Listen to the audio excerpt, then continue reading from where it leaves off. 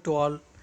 In this video lecture, EC8691 Microprocessors and Microcontrollers, third year ECE, Unit 2, 8086 System Bus Structure.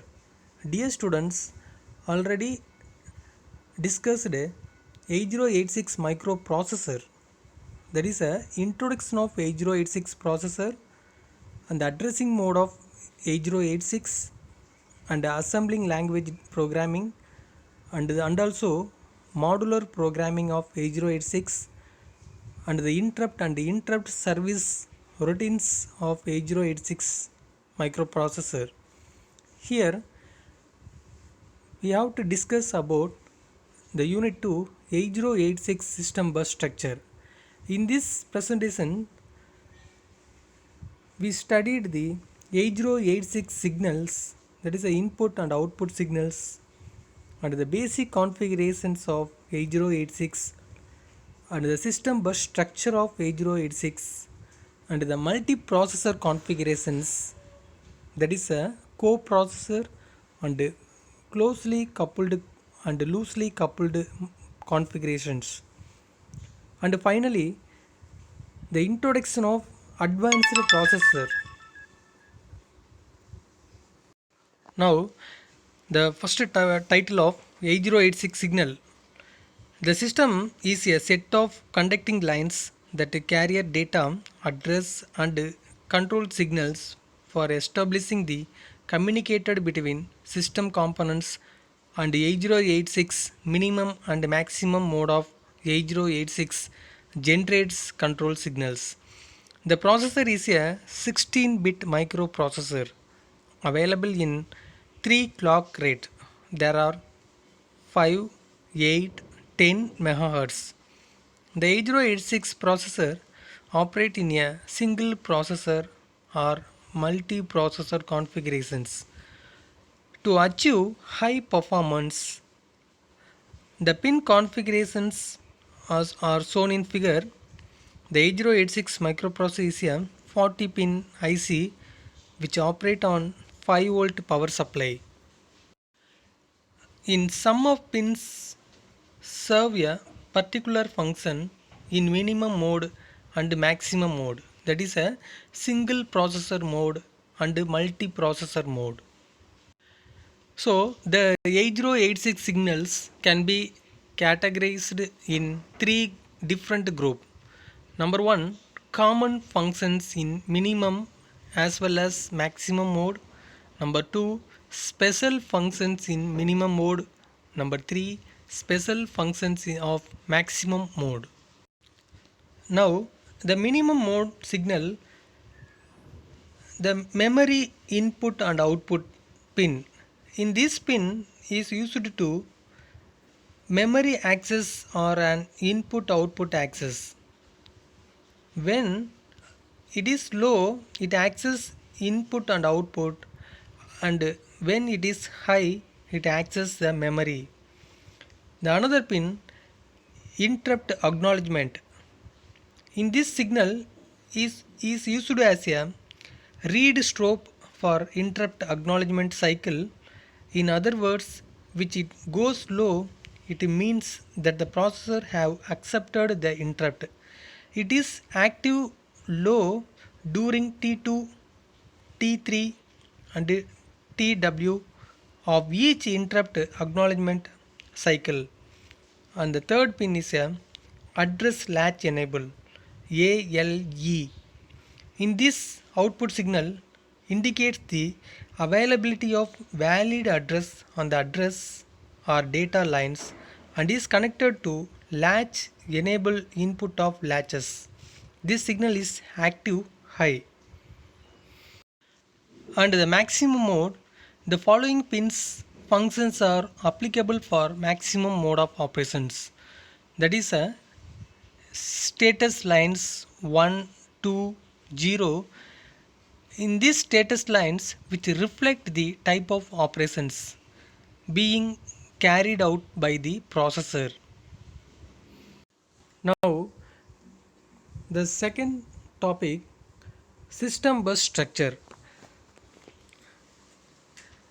The bus is a set of wires used for transferring information between the components in a computer system is called bus. There are two types of buses. Number one, internal buses. Number two, external buses. The internal bus connect two minor components with a major components, that is IC, such that the connection between the control unit and the internal register of the microprocessor. And the external bus, it connect two major components such as microprocessor unit and an interface. It is called external bus, that is a interface memory or input or output.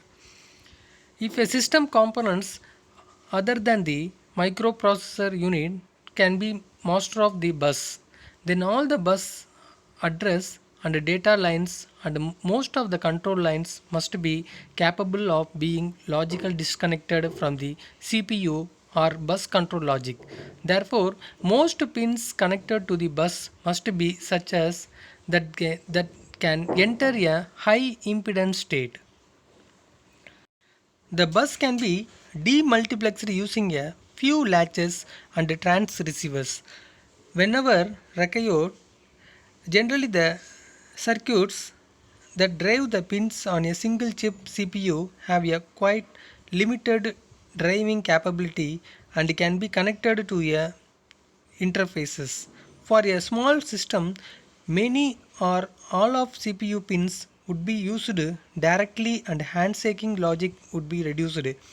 Driver and receiver would not be needed for a data and address lines. However, system will several interface would need bus driver and receiver circuits connected to the bus in order to maintain the signal quality.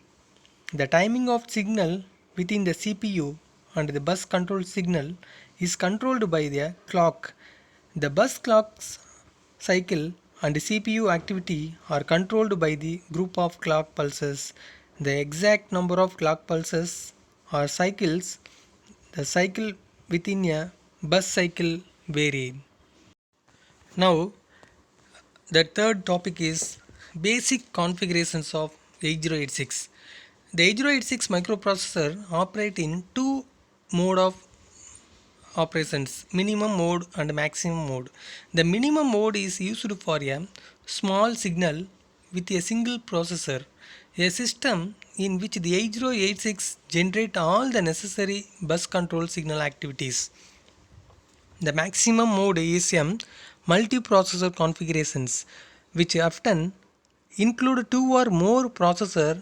In the maximum mode, the 8086 encode the basic bus control signal into three status bits and the remaining control pins to provide the additional information that is needed to support a multiprocessor configurations. In minimum mode configurations, the microprocessor 8086 is operated in minimum mode by connecting the logic of 1. In this mode, all the control signals are given out by a microprocessor chip. There is a single microprocessor in the minimum mode signal. The remaining components in the system are latches, trans receivers, clock generator, memory and in-out devices. Some type of chip selection logic may be required for selecting memory or input output devices. It is depending upon the address map of the system. Here we see the typical minimum mode configurations. The clock generator generates the clock pulses to the 8086 CPU. It is a function of memory interfaces and the acknowledgement to the ALU and the address and the data lines through the address latch and trans receiver block. Now, the maximum mode configurations, in this mode the 8086 is operated by connecting the pin to ground In this mode, the processor drive the status signal S2, S1 and S0, that is a status lines. The chip called bus controlled driver, the control signal used this status information. In this maximum mode, there may be more than one microprocessor in the system configurations. The other components in the system the same as the minimum mode system. A microprocessor is a maximum mode when mn slash of mnx pin is grounded. That is a minimum and maximum pin is grounded. So the microprocessor mode definition of pin 24 through 31 are given below and a typical maximum mode configuration is shown. Now here the multiprocessor configurations. The multiprocessor system referred to use of multiple processors that execute instruction simultaneously and communicate using mailboxes and interfaces. The maximum mode of 8086 is designed to implement three basic multiprocessor configurations, that is called number 1 coprocessor, number 2 closely coupled configurations, number 3 loosely coupled configurations. The coprocessor and closely coupled configurations are similar in that of both the CPU and the external processors, that is a memory, input output system, bus and bus control logic, clock generator. In both these configurations of 8086 is a master or host and supporting processor is the slave. Now we will discuss the coprocessor configurations. For complex applications, the 8086 microprocessor is not sufficient to satisfy the requirements. For such applications, 8086 must be supplemented with a coprocessor that extend the instructions set in the direction that will allow the necessary special computation to be accomplished more efficiently. In multiprocessor system is a system containing a CPU and coprocessors. The 8086 microprocessor has no instruction from performing floating point arithmetic, but by using an Intel 8087 numeric data processor as a coprocessor. An application that heavily involves floating point calculations can be satisfied. Both CPU and coprocessor execute their instruction from the same program. So the 8086 is supposed to perform the opcode fetch cycles and identify the instruction for 8087 coprocessor. Once the instruction for 8087 is identified by 8086, it is allocated to 8087 for further executions. Thus, the 8086 and the 8087 coupled implement instruction master and slave configurations. After the completion of 8087 execution cycle, the result may be referred back to the CPU. Here we see the configurations involve both a coprocessor and an impedance processors. In both the host and coprocessor share the same clock generator and bus clocks control logic. The interfacing of coprocessor to the host CPU shown in figure, we see the figure the two coprocessor connected to the same host CPU. When this is done, the coprocessor must be assigned subset of set of external opcode and each coprocessor must be able to recognize and execute the member of subset. For two coprocessor, one used as a 8086 and another used as a Pin, data pins. The two coprocessor would be connected to separate 8259 interrupt pins. And the closely coupled configurations. Here, the multiprocessor system are also classified as closely coupled and loosely coupled system depending upon the microprocessor share a common memory and common bus or not.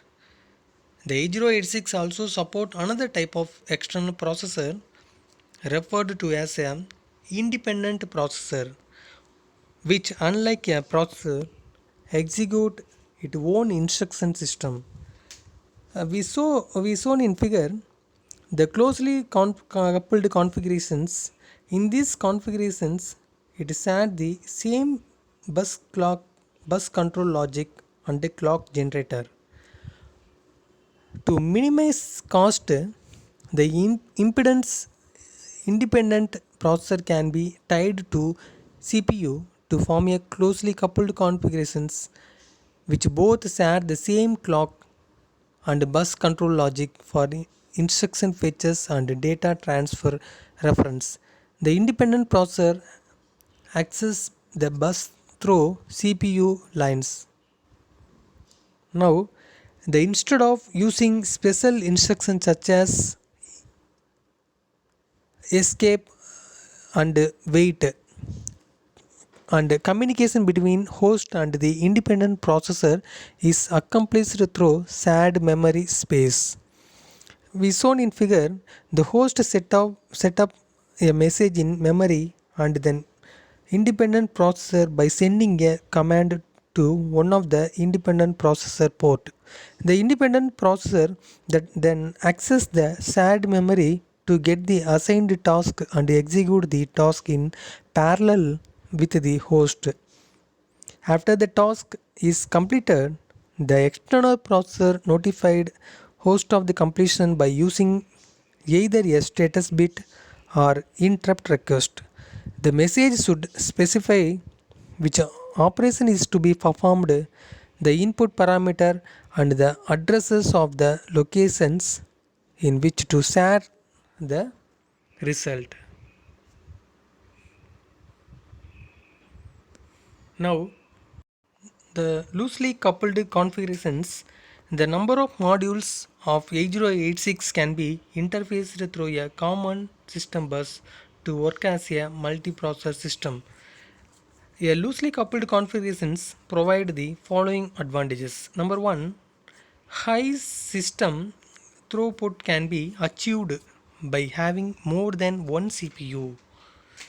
The system can be expanded in modular form. Each bus master module is an independent unit and normally reside on a separate PC board, that is a printed circuit board. So therefore a bus master module can be added or removed without affecting the other modules in the system. A failure in one mode normally does not has breakdown of the entire system and the fault module can be easily detected and replaced. A failure in one mode normally does not have the breakdown. Each bus master may have a local bus to access dedicated memory or in-out devices so that a great degree of parallel processing can be achieved. More suitable parallel applications due to modular organization. In loosely coupled configurations are used for minimum size to large system. Each module in the system may be the system bus master and consist of an 8086 coprocessor.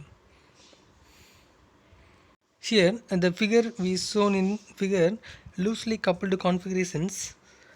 Uh, More than one master module may be have access to the shared system bus. Since each master is running independently, extra bus control logic must be provided to resolve the bus attribution problem. This extra logic is called a bus access logic. It is responsibility to more sure that only one only master bus at a time has a control of bus. Simultaneously, bus requests are resolved on priority basics. There are three schemes of establishing priority. Number one, daisy chaining. Number two, polling. Number three, independent requisitions. Thank you. Thank you for watching.